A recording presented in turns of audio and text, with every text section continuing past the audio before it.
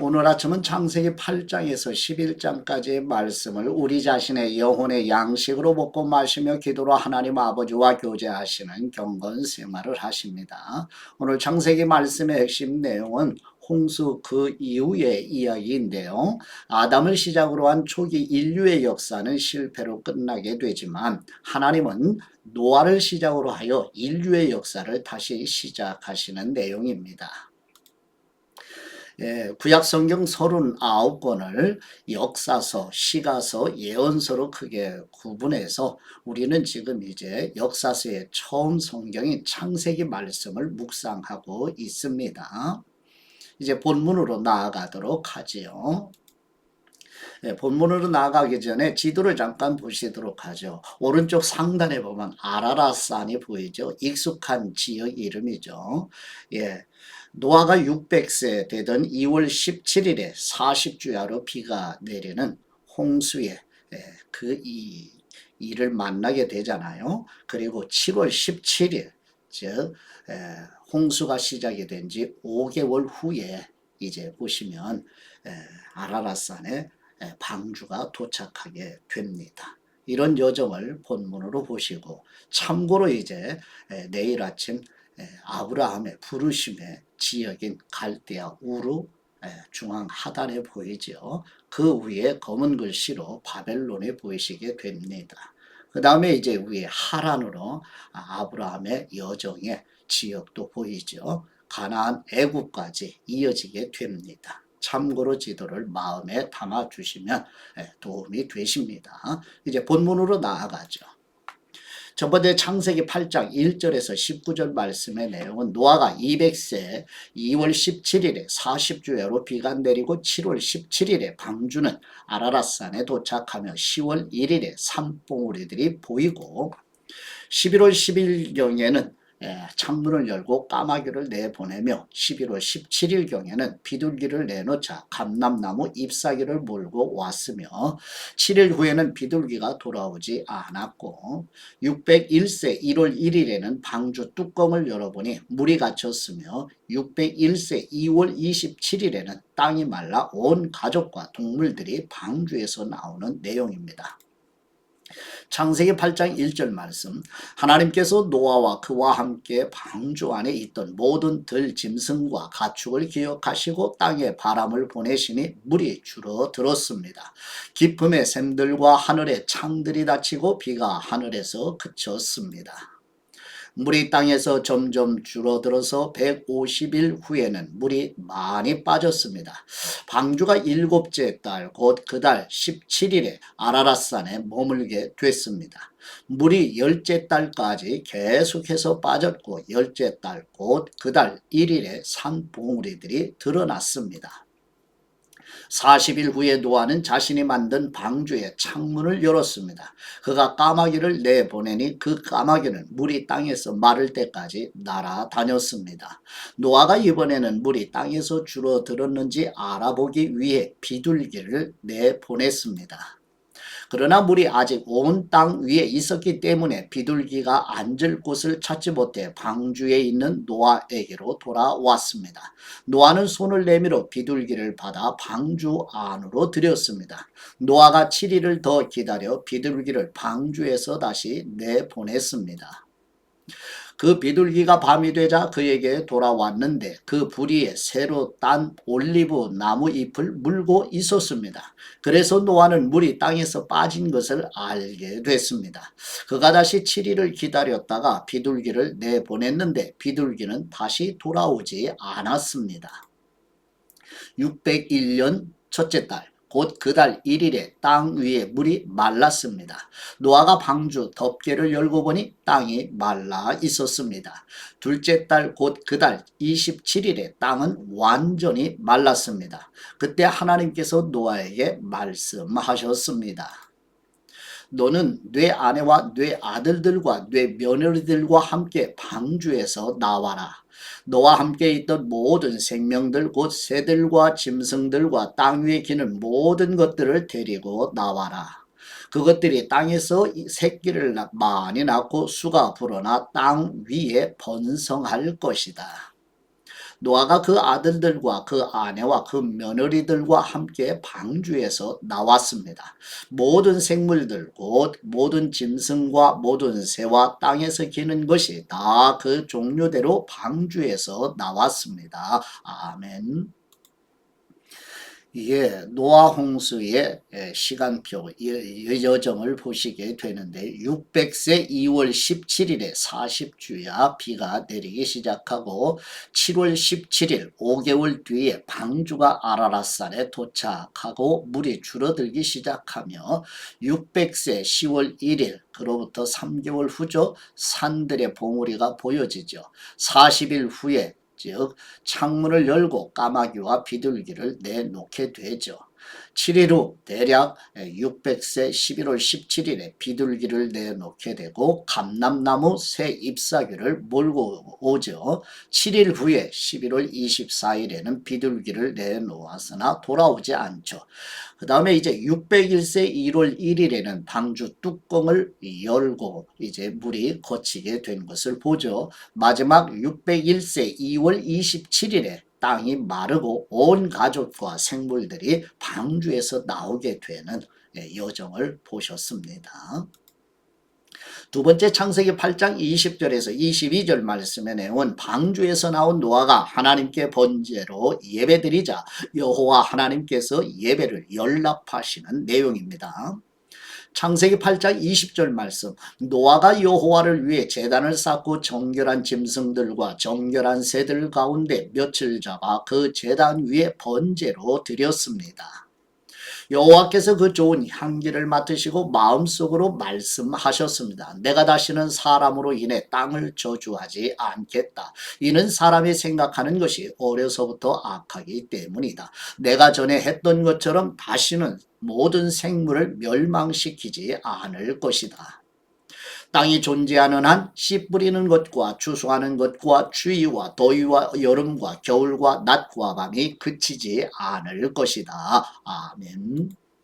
세 번째 창세기 9장 1절에서 17절 말씀의 내용은 하나님께서 노아와 자손들에게 생육하고 번성하라는 복을 주시며 이후로 홍수로 심판하지 않을 것이라는 무지개 언약을 세우시는 내용입니다.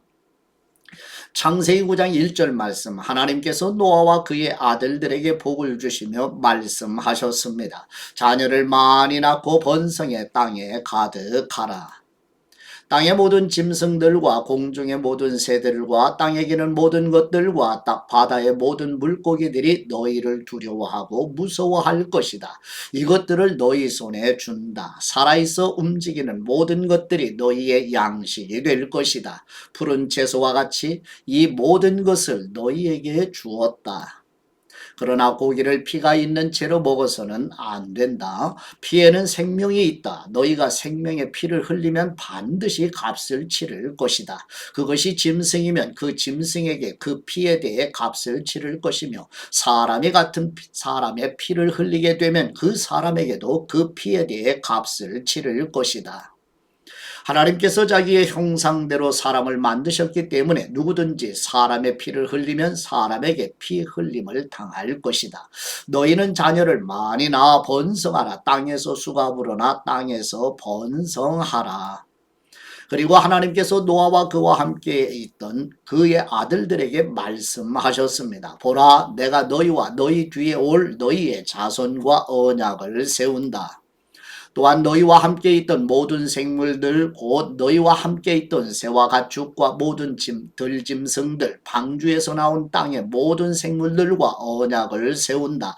내가 너희와 언약을 세워 다시는 모든 육체가 홍수로 인해 멸절되지 않을 것이며 다시는 이 땅을 멸망시키는 홍수가 없을 것이다. 하나님께서 말씀하셨습니다. 이것이 내가 나와 너희 사이에 또한 너희와 함께 있는 모든 생물 사이에 대대로 영원히 세우는 내 언약의 증표다. 내가 구름 속에 내 무지개를 두었으니 그것이 나와 땅 사이에 세우는 언약의 표시가 될 것이다. 내가 땅 위에 구름을 일으켜서 그 속에 무지개가 나타날 때 내가 나와 너 사이에 그리고 모든 종류의 생물들 사이에 세운 내 언약을 기억하겠다. 물이 홍수가 돼 모든 육체를 멸망시키는 일이 다시는 없을 것이다. 무지개가 구름 속에 나타나면 내가 그것을 보고 나 하나님과 이 땅 위에 모든 육체 사이에 세운 영원한 언약을 기억하겠다. 하나님께서 노아에게 말씀하셨습니다. 이것이 내가 나와 이 땅 위에 모든 육체 사이에 세운 언약의 표시다. 아멘.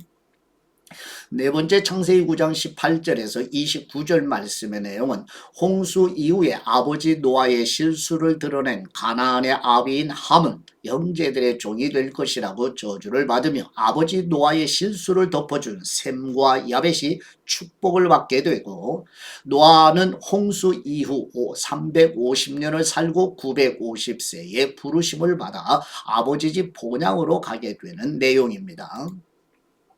창세기 9장 18절 말씀, 방주에서 나온 노아의 아들들은 셈, 함, 야벳인데 함은 가나안의 조상입니다. 이 세 사람이 노아의 아들들이었고 이들로부터 온 땅의 사람들이 퍼지게 됐습니다.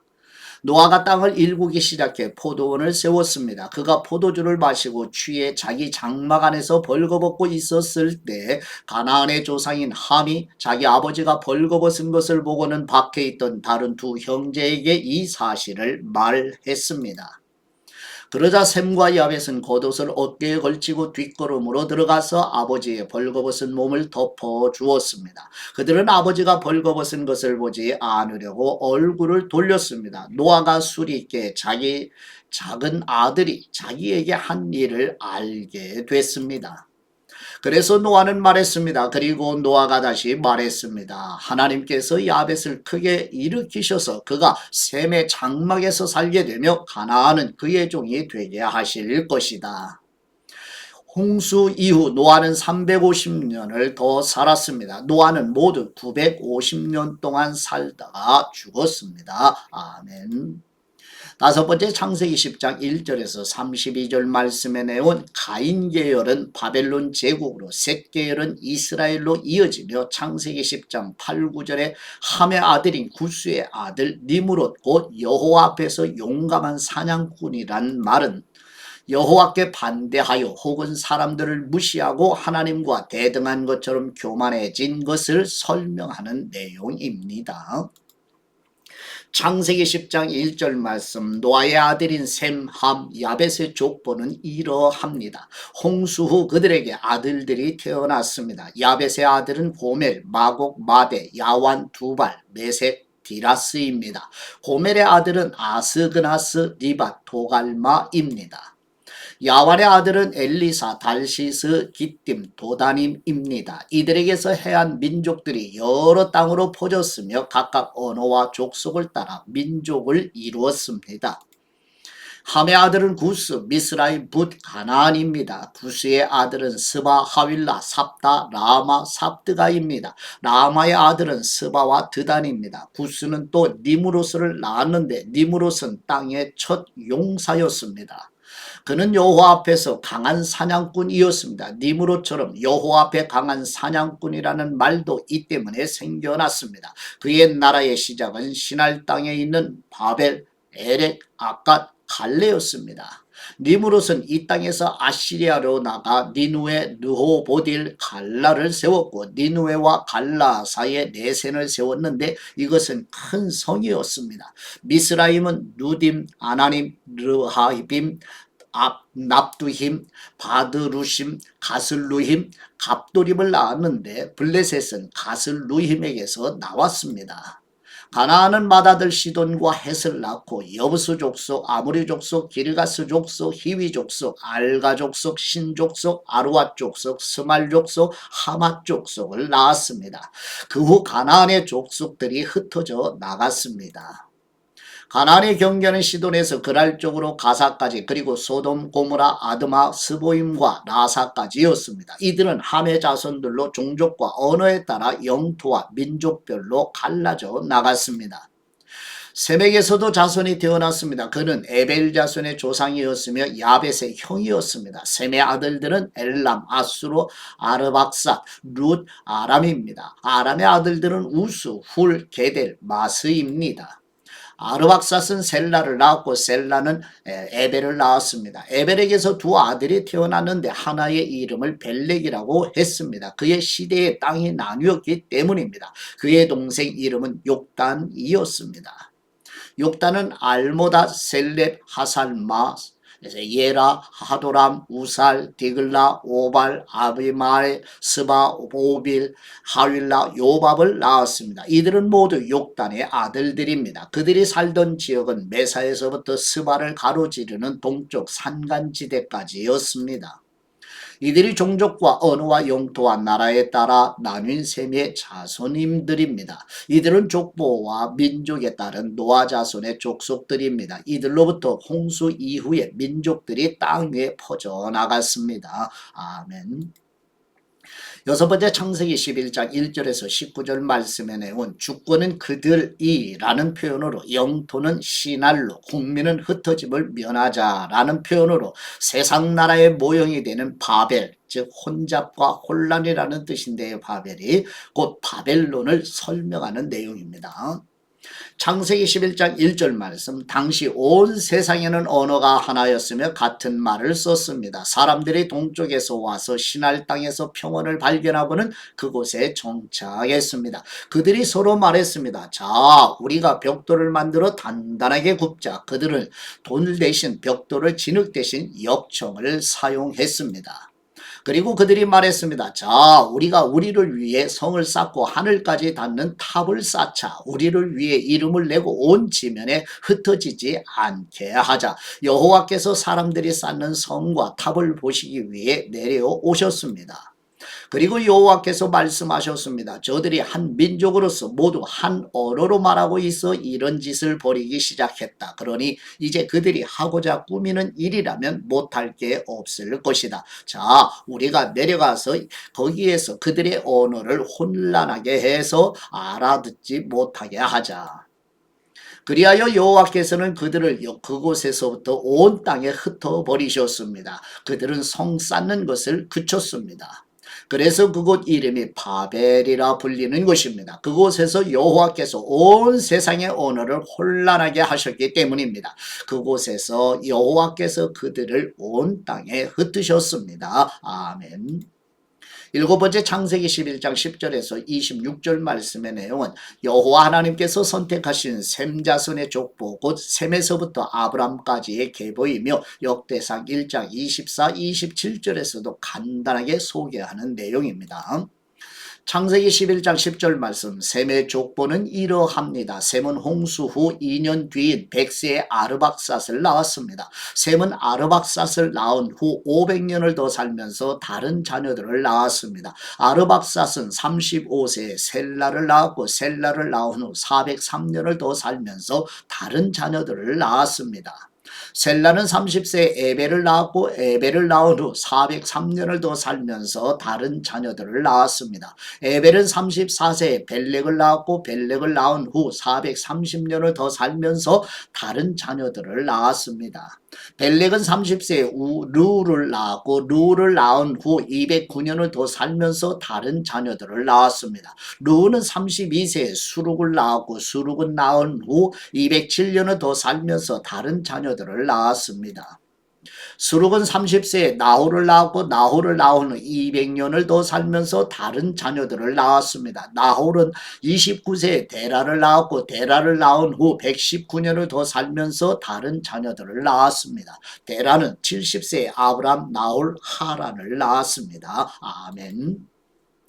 여덟 번째 창세기 11장 27절에서 32절 말씀에 내온 노아의 족보에서 찾아낸 주인공으로 데라의 족보를 설명하면서 데라는 아브람과 나홀과 하란을 낳고 하란은 롯을 낳고 갈대아 우르에서 죽고 아브람이 사레와 결혼하게 되고 나홀은 밀가와 결혼하며 데라는 아브람 부부와 롯을 데리고 우르에서 하란으로 이주하여 정착하여 205세에 죽게 되며 니므롯은 바벨론을 아브람은 이스라엘로 설명하는 내용입니다. 창세기 11장 27절 말씀. 데라의 족보는 이러합니다. 데라는 아브람, 나홀, 하란을 낳았습니다. 하란은 롯을 낳았습니다. 하란은 자기가 태어난 갈대아의 우르에서 자기 아버지 데라보다 먼저 죽었습니다. 아브람과 나홀은 장가 갔습니다. 아브람의 아내의 이름은 사레였고 나홀의 아내의 이름은 밀가였습니다. 밀가는 하란의 딸이었으며 하란은 밀가와 이스가의 아버지입니다. 사레는 아기를 낳지 못해서 자식이 없었습니다. 데라는 자기 아들인 아브람 그리고 자기 아들 하란의 아들인 손자 롯 그리고 자기 아들 아브람의 아내이자 자기 며느리인 사레를 데리고 함께 갈대아의 우르를 떠나 가나안으로 향했습니다. 그러나 그들은 하란에 이르러 거기에서 살게 됐습니다. 데라는 205세까지 살다가 하란에서 죽었습니다. 아멘. 예, 아버지께 받은 말씀으로 아버지께 감사기도 드리시죠. 예배 받으시기에 합당하신 우리 하나님 아버지, 무서운 홍수의 심판 아래서 전적인 은혜로 구원받은 노아가 하나님께 예배드린 것처럼 우리와 우리 자녀들도 즐거운 마음으로 하나님 아버지께 예배드리도록 강권하여 주옵소서. 찬송과 경배 받으시기에 합당하신 아버지께로 인도하시는 우리 주 예수 그리스도의 이름으로 기도드립니다. 아멘.